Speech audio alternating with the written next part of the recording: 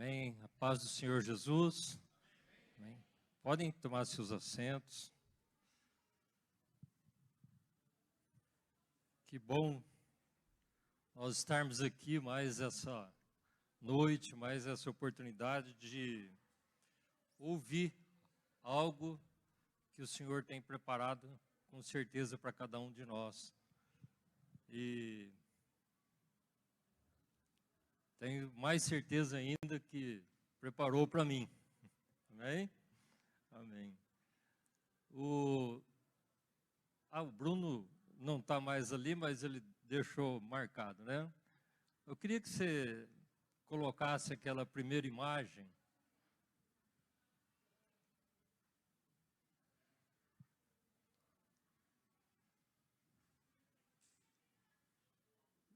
Bom, apaga a luz que melhora um pouquinho.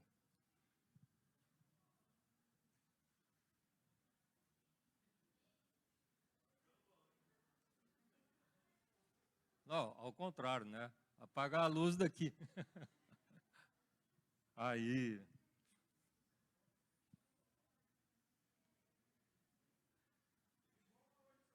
Hã?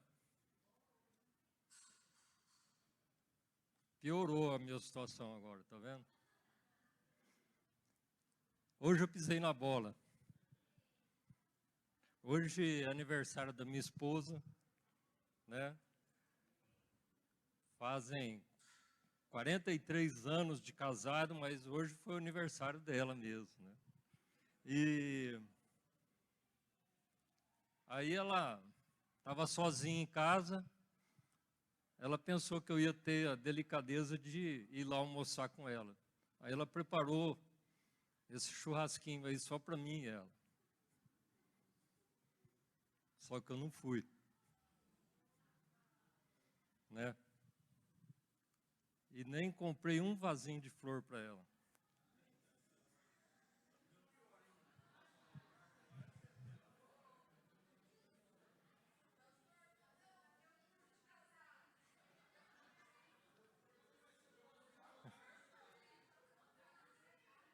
Então eu queria te pedir perdão por isso, né? O próximo aniversário eu vou ter mais, não vou pisar na bola, eu vou ter mais sensibilidade. E se algum marido aí está vendo isso, né, não esqueça que quando for aniversário da tua esposa, pelo menos esse dia, procura tratar muito bem ela, tá? Amém? Amém. Bom,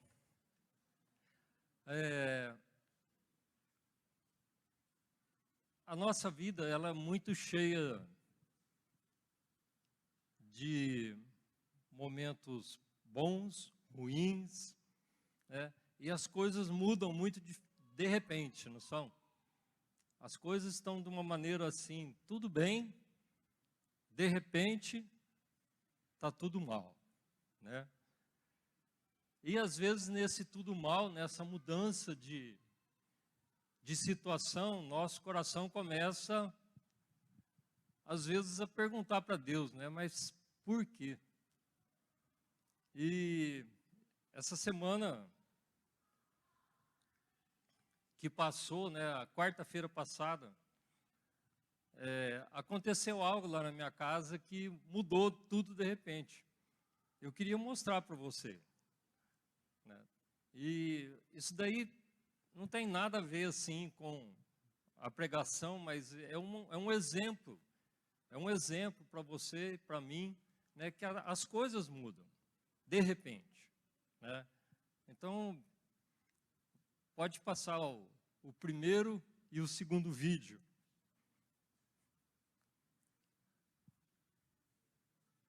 Isso. Olha aí, ó. Dia 30/6, às 15h58. Tudo normal, tranquilo, né? Isso daí não é na minha casa, essa maquinária aí não é meu não, tá bom? Amém. Olha lá. 15h58, começou um ventinho. 16h02, 4 minutos depois.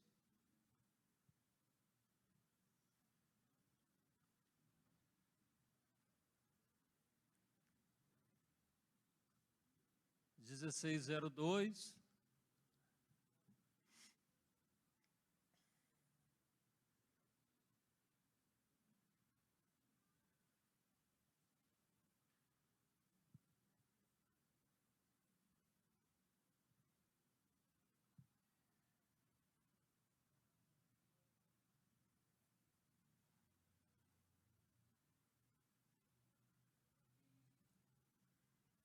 Aí, ó, 1603, já começa a acalmar.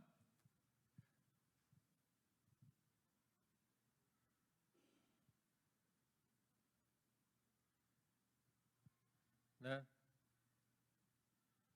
Aí, nesse mesmo dia, meia hora depois, eu cheguei na minha casa. Aí, vamos ver o próximo.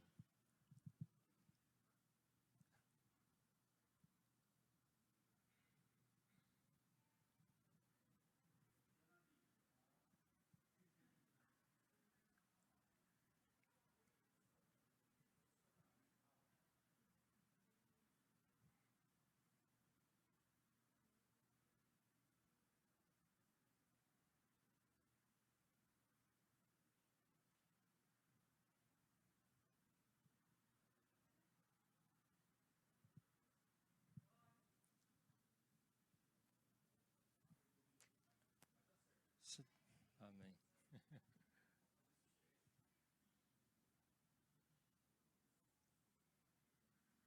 Amém.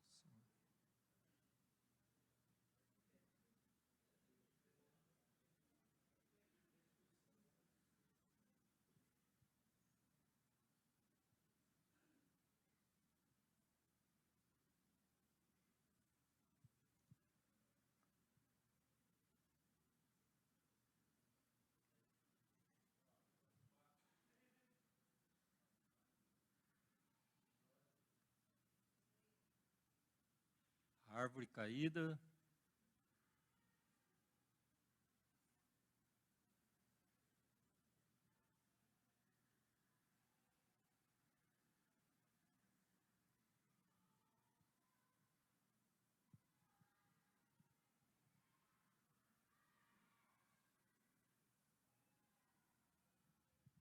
Casa destelhada.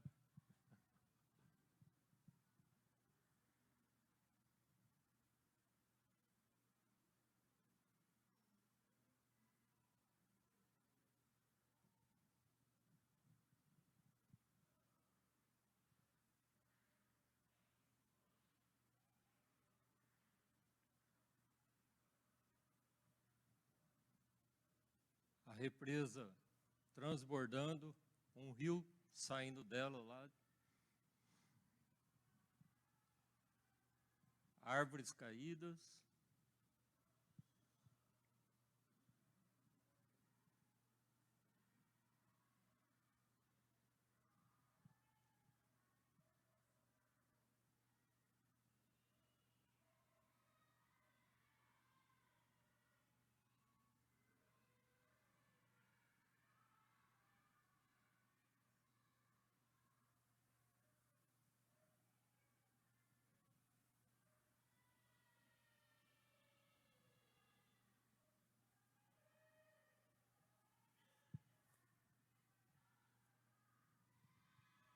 Tinha telha para todo lado. Outra árvore aí, uma aroeira bem grande, que tinha do lado da casa, caiu também.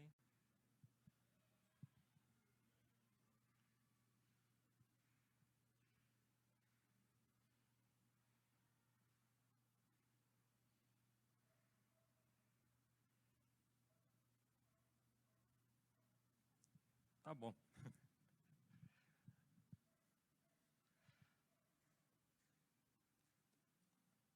Daqui a pouco nós vamos falar sobre essas coisas, tá bom? Mas o que eu queria começar a falar agora é que você olhasse para o seu irmão que está aí do teu lado e que esteja um pouco distante também, fala para ele assim: quem tem ouvidos para ouvir, ouça. Né? Quem tem ouvidos, ouça. Então, nós ouvimos essa expressão, né, várias vezes da boca do próprio Jesus. E depois lá em Apocalipse também, várias vezes a gente vê essa mesma expressão. Quem tem ouvidos para ouvir, ouça o que diz o Espírito do Senhor. Mais ou menos isso, né? Então,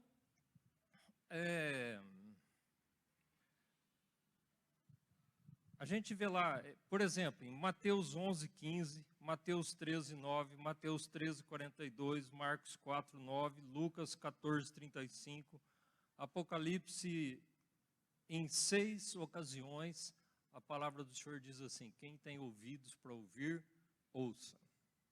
Amém? E tem 2 lugares que eu gostaria que se abrisse a palavra do Senhor, lá em Mateus 13:8 e 9.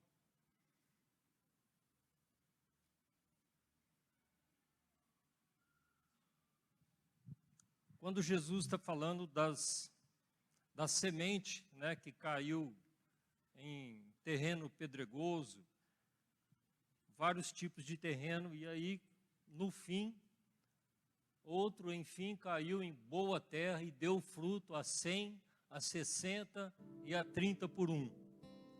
E aí no 10, no 9, quem tem ouvidos para ouvir, ouça, né? Aí em Lucas 14:33 até o 35,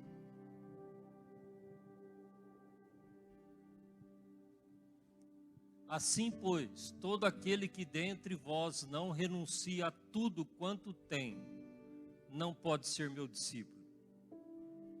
Aí ele começa a pegar um pouquinho mais pesado, né? O sal é certamente bom, caso, porém, se torne insípido, como restaurar-lhe o sabor?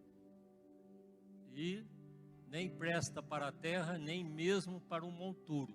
Lançam-no fora. Quem tem ouvidos para ouvir, ouça. Eu tenho muito temor da palavra do Senhor. Nós ouvimos aqui no domingo sobre a tempestade, e geralmente nós estamos enfrentando lutas na nossa vida, nós estamos enfrentando tempestades, e às vezes a gente só sente aquela fé, aquela decisão de enfrentar essas tempestades quando nós estamos aqui na igreja, quando nós estamos ouvindo a palavra, ouvindo o sermão.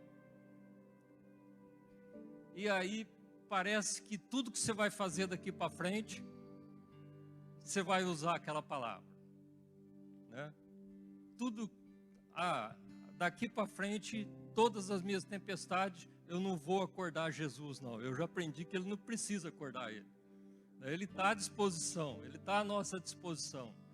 Mas eu não preciso acordar. Eu vou enfrentar, porque ele já me deu poder para isso. Ele já disse que estaria comigo todos os dias, né? Então, aí, a hora que acontece alguma coisa, esquece aquilo que ouviu. Aí a gente já começa a murmurar, já começa a achar que o Senhor não está conosco. Não é assim, mais ou menos? Esses dias atrás eu ouvi uma pregação do pastor Veronese aqui, aí depois até comentei com ele, né? Aquilo lá me deu força. Aí ele até falou: não, eu já preguei aquilo um monte de vezes. Eu falei: ainda bem, não para de pregar não, porque... Mas assim, aquilo te dá uma força, aquela semana você fala: nossa, ainda mais quando você sabe que você enfrenta lutas todos os dias, né? Só que parece que chega no fim da semana, você gastou tudo que você tinha recebido aqui no domingo, e parece que tudo precisa começar novamente. Mas, como eu estava dizendo, eu tenho um temor muito grande das coisas que estão escritas na palavra, porque da mesma quantidade de palavra disponível de bênção para nós, nós temos também uma grande quantidade de palavras que o Senhor exige de nós. E uma coisa que me chama muita atenção é o que aconteceu com Saul.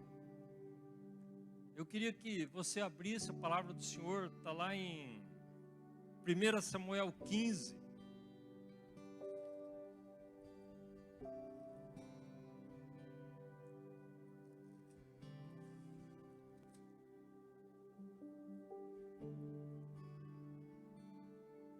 Nós sabemos que o Senhor, né, constituiu Saul como o primeiro rei de Israel. E chega num determinado momento, ele fala algo. Através de Samuel, ele manda Saul fazer alguma coisa. E lá no 15:2 ele diz assim: assim diz o Senhor dos Exércitos: castigarei a Amaleque pelo que fez a Israel quando lhe opôs no caminho, quando este subia ao Egito. Olha o que Deus manda. Vai agora e fere a Amaleque, e destrói totalmente a tudo o que tiver. Nada lhe poupes. Matarás homens e mulheres, meninos e crianças de peito, bois e ovelhas, camelos e jumentos. Pelo que Saul convocou o povo e os contou em Telaim, 200.000 homens de infantaria e 10.000 homens de Judá. Então, para fazer isso que Deus ordenou para Saul, ele colocou um exército de 210.000 homens. Então, eu acredito que esse povo aqui, os amalequitas, eles deveriam ser muitas pessoas também. Porque para você colocar 210.000 homens para atender o que o Senhor tinha ordenado, com certeza tinha muita gente. E o que Saul fez? Ele matou todas as crianças, matou os jumentos, matou tudo que tinha que matar. Só que ele não matou o rei. Ele não matou o rei e não matou o melhor das ovelhas, não matou o melhor das vacas. Ele segurou um pouquinho. E aí o que acontece? Deus rejeita Saul, porque Saul não obedeceu. Amém? Quantas vezes nós deixamos de obedecer o Senhor?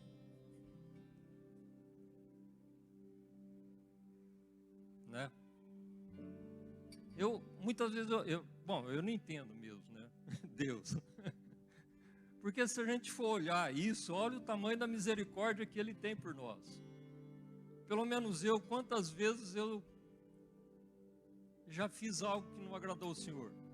E às vezes eu repeti, e às vezes eu fiz outra vez. E Ele continua me amando, continua me abençoando, continua. Mas até quando? Aqui Saul só teve uma oportunidade, Só teve uma oportunidade. Aí, se você ler lá, tem a história, Samuel chega perto de Saul, escuta o balido, o balido das ovelhas, vê o rei que estava lá vivo ainda, e pergunta para Saul: o que você fez? Isso não foi o que o Senhor te pediu. E aí, lá no 15:22, a palavra do Senhor diz assim. 15:20. Disse Saul a Samuel: pelo contrário, dei ouvidos à voz do Senhor e caminhei no caminho pelo o qual o Senhor me enviou e trouxe a Agag, rei de Amaleque, e os amalequitas destruí totalmente. Os soldados tomaram do despojo ovelhas e bois, o melhor destinado à destruição, para oferecer ao Senhor teu Deus em Gilgal. Porém Samuel respondeu: tem o Senhor tanto prazer em holocaustos e sacrifícios, como em que se obedeça à sua palavra? Obedecer é melhor do que sacrificar, e atender melhor é do que a gordura de carneiros. Pois a rebelião é como o pecado de feitiçaria, e a obstinação é como a iniquidade de idolatria. Porquanto rejeitastes a palavra do Senhor, Ele também te rejeitou, para que não sejais rei. Né? Então, o que eu vejo da vontade do Senhor para as nossas vidas? Quanto faltou? Imagina quanto que faltou para Saul atender integralmente a palavra do Senhor. Eu não sei quantas pessoas, a palavra do Senhor não diz, mas quantas pessoas morreram. De pessoas, pelo que eu saiba, sobrou quantos aqui? O rei. Sobrou um pouco de animal, um pouco de ovelha, um pouco de boi, um pouco de ovelha, que seriam os melhores. Eu não sei a porcentagem, né? Mas vamos dizer que Saul atendeu 95% da vontade de Deus. Faltou só 5%. E Deus rejeitou ele. E Deus rejeitou o que ele tinha feito. Porque Deus quer que nós sejamos 100%. Amém? Quem tem ouvidos, ouça. Deus quer de quanto do seu? Meu 100%.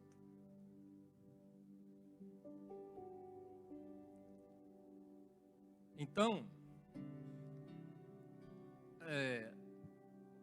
quando nós lemos aquela palavra lá que está escrito em Romanos 8, 28, a palavra do Senhor diz assim: sabemos que todas as coisas cooperam para o bem daqueles que amam a Deus. O que eu queria te dizer nessa noite é uma coisa bem simples. Não importa as tempestades da nossa vida. Vamos pegar só Romanos 8.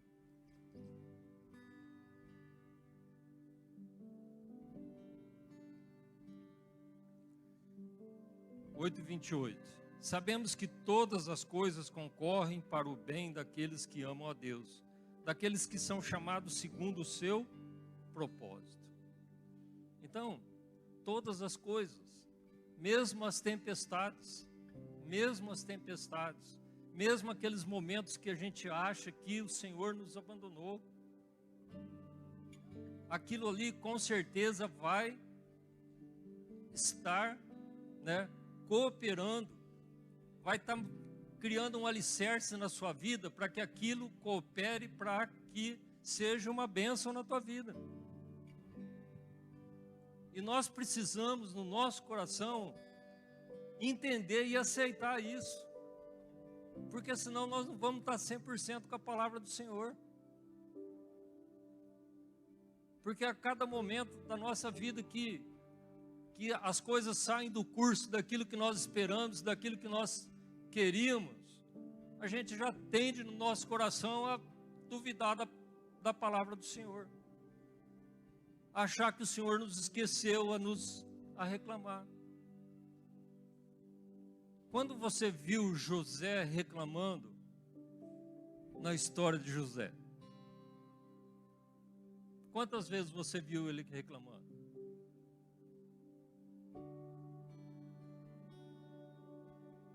E tinha um propósito? Tinha um propósito. Agora, se você for ver a história de José, você lê cada detalhe que tem ali escrito, você vai ficar revoltado. Você vai se revoltar primeiro até com o pai dele, você vai se revoltar com os irmãos, você vai revoltar com aqueles mercadores, você vai se revoltar com a mulher de Potifar, Você vai se revoltar com aqueles que estavam na prisão com ele, né? Porque ele só queria fazer o bem, só o bem, só o bem, e ele era injustiçado. Ou não era? Mas Deus tinha um propósito. E o Senhor era com José. E o Senhor é conosco. O Senhor é conosco nas nossas lutas. E nós não podemos deixar de maneira nenhuma em acreditar no Senhor. Eu estava lendo hoje, ontem à noite, o livro de Jó. Se você sentir no teu coração de ler o livro de Jó, não precisa ler tudo. Lê o capítulo de número 38. Tá? Jó 38. E o começo do 39, né, pastor? Não sei se o senhor lembra, uma vez, que você falou que você mudou o teu entendimento de Deus para mim, quando você leu Jó 39, que falava assim: sabes o tempo em que as cabras monteses têm os filhos? Observa quando as corças dão as suas crias. Pode contar os meses que cumprem, né? Aí se você ler o 38 inteiro aqui, você vai ver que Deus é o Criador de todas as coisas e não tem nenhuma molécula, nenhuma célula na face da terra que Ele não tem controle. Não existe nada que Ele não tenha controle, senão Ele não é Deus. Senão não é esse Deus que a gente está aqui falando. E nós precisamos entender isso. É isso que a gente precisa entender, que Ele tem o controle de todas as coisas. E se você ama Ele, tudo, as tempestades vão cooperar para o bem teu. Simples assim. É isso que nós precisamos entender. Quantas vezes nós reclamamos com o Senhor, né, que aquilo não podia ter acontecido conosco, e Ele está lá cuidando, e a gente não entende que às vezes uma coisinha que aconteceu lá, que lá vai ser muito bom para nós, vai ser excelente, mas nós não entendemos. E aí a gente fica contendendo com Deus. Eu até, quando fala do pecado obstinação, é pecado de idolatria, né? Que Samuel fala para Saul. Tem aquela, eu tirei uma foto da. Pode colocar, Bruno, fazendo favor?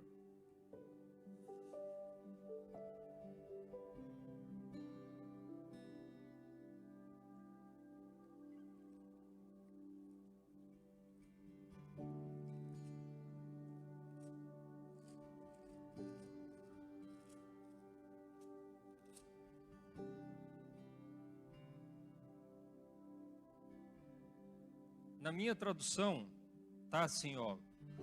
Pois a rebelião é como o pecado de feitiçaria, e a obstinação é como a iniquidade de idolatria. Várias traduções, a palavra é porfiar, e a porfia, né, em vez de obstinação, é porfiar. E o que é porfia? É discussão, briga, insistência. A porfia é uma briga que acontece quando as pessoas são teimosas e insistem em ganhar a discussão, não dando o braço a torcer. A discussão se torna feia, as pessoas dizem coisas que não deviam. Em outros contextos, porfia significa perseverança, lutar para atingir um objetivo. Então é isso que Saul estava fazendo. Isso aí é considerado idolatria. Só que essa insistência, eu vejo essa insistência que está falando aí, essa briga, muitas vezes é o que nós estamos querendo fazer com Deus. Nós não aceitamos, às vezes, as coisas que nos acontecem. E essas coisas, muitas vezes, elas acontecem de repente. Igual você viu essa tempestade aí, né? Em 4, 5 minutos as coisas aconteceram. E mudaram a história. Já pensou aquela pessoa que tinha feito esse barracão ali? Foram 5 minutos. Em 5 minutos estava tudo tranquilo. Passaram-se 5 minutos, ficou tudo tranquilo, né? Mas, e o que aconteceu? E os prejuízos que foram? A Iris ficou desesperada, ela estava sozinha em casa, né? Sozinha, aquele vento. E aqui as telhas caindo próximo da cabeça dela. Árvore caindo. E aquele vento, chuva. É engraçado que as folhas que sobraram lá na chácara, não tem uma folha que não está machucada. Eu estava observando hoje, as folhas que ficaram, não tem nenhuma que não está machucada. Aí você vê o poder de Deus. Olha para uma árvore bonita, frondosa, aí você fala, como que eu vou machucar cada uma dessas folhas que tem aí? Né? Deus não precisou de mais do que 3, 4 minutos com as pedras de gelo que caíram nas árvores para machucar todas as folhas. E é assim na nossa vida. Ele não precisa de muito tempo para mudar o curso da tua história. Para fazer te entender que você precisa acreditar em tudo que Ele fala. Que você precisa ser 100%. Que eu preciso ser 100%. É isso que o Senhor quer de nós, 100% do teu coração. Dá-me, filho teu, o teu coração, integral. Não é 90% do coração, é 100%. É isso que eu queria te trazer nessa noite, né? Simples, mas que você possa pensar nisso. Todas as tuas atitudes, todas as tuas decisões, vê se isso aí está agradando ao Senhor 100%. Vê se isso daí, lá atrás, você já não teve nessa mesma situação, você tomou um caminho errado, e agora Ele está te colocando outra vez, só que dessa vez Ele está querendo 100%. Senão daqui uns dias, você vai estar outra vez nisso daí. Até que você aprenda que você tem que dar para o Senhor 100%. Amém? Quem tem ouvidos, ouça. Amém? Eu quero ouvir isso também, com certeza. Amém? Vamos ficar de pé.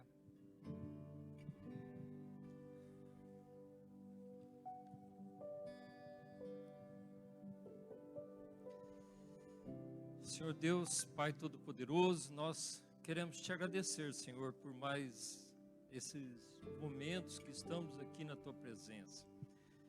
Nós queremos te pedir, Senhor, que de tudo isso que foi dito aqui, que foi falado, que nós possamos realmente colocar isso no nosso coração, Senhor, que o Senhor é um Deus que exige de nós, que nós sejamos íntegros e integrais na Tua presença, conforme a Tua vontade.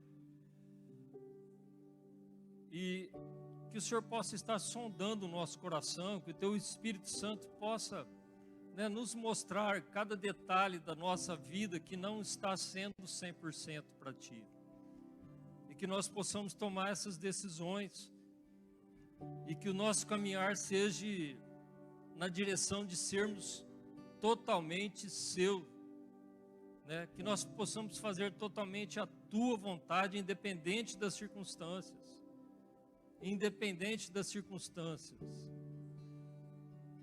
Para que nós possamos saber que nós estamos, né, totalmente dependentes de Ti. E só depende de nós, essas decisões, né? Porque o Senhor exige, mas o Senhor é aquele que nos abençoa. É o Senhor o Deus da providência, em todos os sentidos na nossa vida, né? O Senhor é o Deus da providência, o Senhor nos dá tudo e exige tão pouco. Em nome de Jesus eu te peço, Senhor, coloca isso no nosso coração. Amém.